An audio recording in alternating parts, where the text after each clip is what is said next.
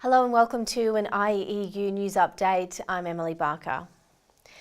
It's time for Catholic systemic school employers to recognise, respect and reward their teachers, says the IEU 3Rs campaign endorsed at March Council. While calling for a pay rise, the campaign also spells out the ways in which workloads are increasing and sets out the conditions improvements that must be made. Work intensification has made teachers' time poor. It's getting in the way of the things that matter to our members.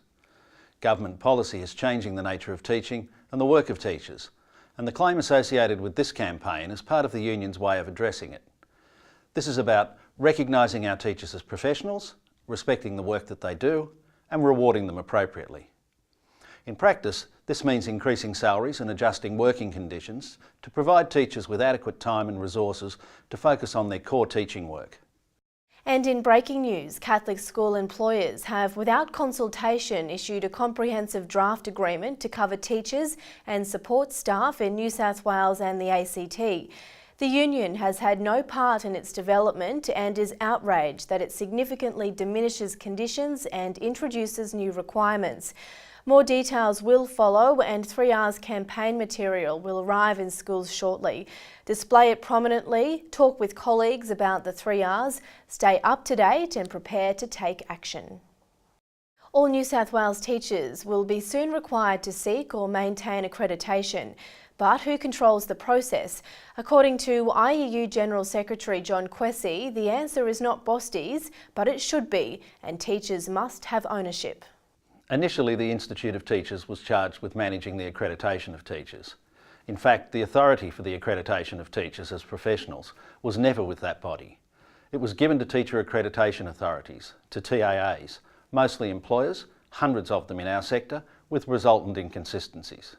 The power to control the teacher's career, in effect to deny them the capacity to earn a living by practicing their profession, is vested in these anonymous TAAs. And there are no real checks or balances on them, no entitlement for teachers to appeal their decisions to an impartial body. The Institute is now merged with the Board of Studies, so the time is ripe to write new rules and to let the practitioners control the profession. Time will tell if the Bostas has the resolution and the mettle to do this. The union says the newly created Bosties must establish itself to serve the teachers that fund it, starting with the accreditation process. Student teachers looking for prac places are having a tough time, with teachers less likely than ever to volunteer. Increasing workloads that leave little time for supervision, additional demands on the prac process and a pay rate that's been frozen since 1992 have all contributed. Now IEU members are saying enough is enough. From term 2, schools are refusing to take prac students until the universities agree to improve pay and conditions for teachers who supervise the prac process. The Vice-Chancellors were meeting to consider the IEU claim on the 8th of April.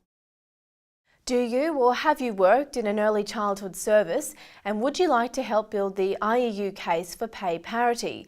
The union is looking for members who can describe the nature of their work to show the wages of early childhood teachers are inequitable with the wages paid to school teachers. An added bonus would be directors and teachers who have worked in multiple settings, such as schools and early childhood services, or both preschool and long daycare. Hearings begin late April, with the case running throughout 2014. Join the IEU in declaring peace on refugees at the Sydney Palm Sunday rally on the 13th of April. And don't miss the big red IEU bus to the May Day March on the 4th of May. There's an abundance of activist professional development and training opportunities coming up.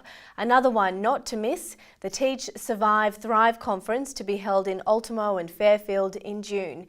The event will explore behaviour management and student engagement strategies and small changes that can reap big results. For more information on any of these stories, please visit the IEU website.